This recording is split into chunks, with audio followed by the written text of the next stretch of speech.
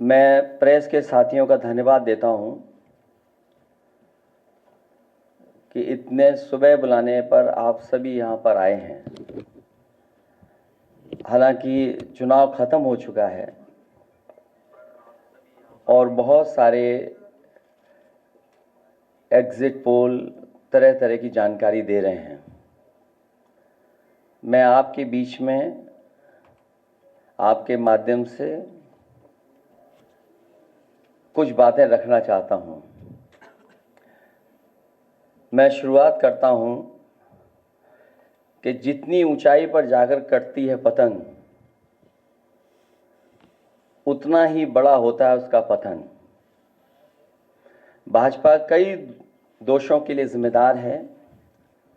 सामाजिक रूप से भाजपा ने देश में सौहार्द बिगाड़ा, व भाईचारा खत्म किया, जाति के खिलाफ जाति, संप्रदाय के खिलाफ संप्रदाय लड़वाया, संविधान द्वारा दिए गए आरक्षण को साजिशन खत्म करने के लिए बेरोजगारों से छल किया, पेपर लीक कराए, देश के लिए आगे बढ़कर लड़ने वालों की बहन बेटियों के लिए जानबूझकर अपने मंत्रियों से अपशब्द कहलवाए, बढ़ाए, मणिपुर हाथरस, महिला पहलवान, पिछड़े दलित, अल्पसंख्यक व आदिवासियों पर अत्याचार और सबसे खराब व्यवहार किए जाने के लिए रिकॉर्ड बना।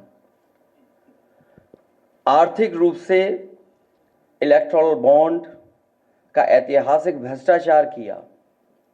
इलेक्टोरल बॉन्ड के माध्यम से पैसा कमाने के लिए मुनाफाखोरी को बढ़ावा दिया, जिसने महंगाई को बढ़ाया। अपने फायदे के लिए भाजपा ने जनता पर बेतहाशा महंगाई थोप दी। नोटबंदी से व्यापार का चौपट कर दिया। भ्रष्ट जीएसटी से छोटे दुकानदार तक को मंदी का शिकार बना दिया। किसानों की जमीन हड़पनी चाहिए, काले कानून लाने चाहे, खाद की बोरी की चोरी की, लाभकारी मूल्य नहीं दिया, 35 सालों की सबसे बड़ी बेरोजगारी में देश को धकेला, महंगाई से गरीब को और गरीब बना दिया, अमीरों के अरबों के लोन माफ किए लेकिन किसानों के ऋण के लिए आत्महत्या के लिए मजबूर किया, ब्याज की दरें घटाकर मध्यम वर्ग की बचत को बेकार कर दिया, बैंकों में तरह तरह के चार्ज और पेनल्टी से लोगों के खाते दीमक की तरह अंदर ही अंदर खा गए। बैंक लॉकरों के नाम पर जिम्मेदारी से पल्ला झाड़ लिया। नैतिक रूप से चंदे तक का पैसा खा गए। केयर फंड के नाम के आगे पीएम के नाम का इस्तेमाल करके बाद में हिसाब देने से मना कर दिया। अपराधियों को शामिल करने, उनके कृत्यों पर पर्दा डालना, जैसे मणिपुर में अपने संगी साथियों द्वारा बेटी के साथ मानवीय व्यवहार में, बीएचयू छात्र अभद्रता कांड में, खीरी किसान हत्याकांड में, हाथरस की बेटी के बलात्कार हत्या व कानपुर देहात कांड में जहां मां बेटी को झोपड़ी में जिंदा जलाकर मार डाला, ऐसे अनगिनत उदाहरण हैं। शारीरिक रूप से देखें तो भाजपा लोगों के शरीर स्वास्थ्य से भी खिलवाड़ किया, उसके भी दोषी हैं।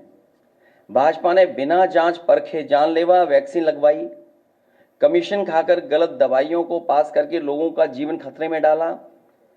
इसका सीधा असर जनता की सेहत पर पड़ेगा और आने वाली पीढ़ियों की तंदुरुस्ती पर भी। भाजपा पीढ़ियों पर प्रहार की दोषी भी है।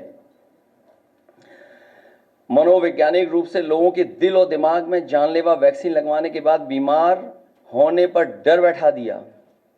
महिलाओं के अंदर असुरक्षा का भाव घर कर गया। युवा अनएम्प्लॉयमेंट या अंडर एम्प्लॉयमेंट से डिप्रेशन का शिकार हुआ। राजनीतिक रूप से चंडीगढ़ के मेयर चुनाव में कैमरे के सामने धांधली की, चुनी हुई सरकारें गिराईं, खरीद फरोख्त का नकारात्मक सियासत को जायज ठहराया, पारिवारिक रूप से राजनीतिक फायदे के लिए परिवारों को लड़वा दिया, भाई के खिलाफ भाई को।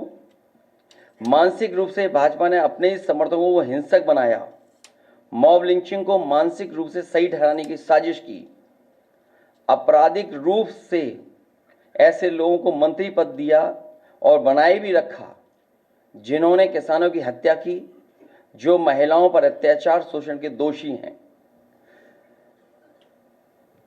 न्यायालय तक में अपने लोग पिछले दरवाजे से सेट किए, न्यायाधीशों से खुलकर एक विचारधारा विशेष के लिए बयान दिलवाए, न्यायाधीशों को राजनीतिक पदों पर लालच देकर कानून तक को अपनी भ्रष्ट सोच से यही काम यूनिवर्सिटी, कॉलेज, स्कूलों में किया।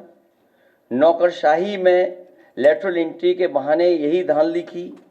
योजना आयोग खत्म किया। ED, CBI, IT, income tax को सरकार बनाने, बचाने और चलाने के लिए इस्तेमाल किया। झूठे आंकड़ों से देश और दुनिया को छला, जिससे अंतर्राष्ट्रीय स्तर पर भारत को विकासशील देशों की भाजपा ने इन्हीं सब कारणों से देशवासियों की जिंदगी को खतरे में डाल दी। भाजपा का झूठा राष्ट्रवाद, चीन की घुसपैठ से रजांगला मेमोरियल जैसे शहीदों के बलिदान का स्मारक तक नहीं बचा पाए। भाजपा की भ्रष्ट नीतियां बीते कल के लिए नहीं बल्कि भविष्य में भी देश की रक्षा के लिए असमर्थ व अक्षम है। इसलिए जनता इस बार गांधी जी को याद करते हुए करो या मरो की तरह आंदोलित हो गई है। से देश नकारात्मक ताकतों से आजाद होने जा रहा है।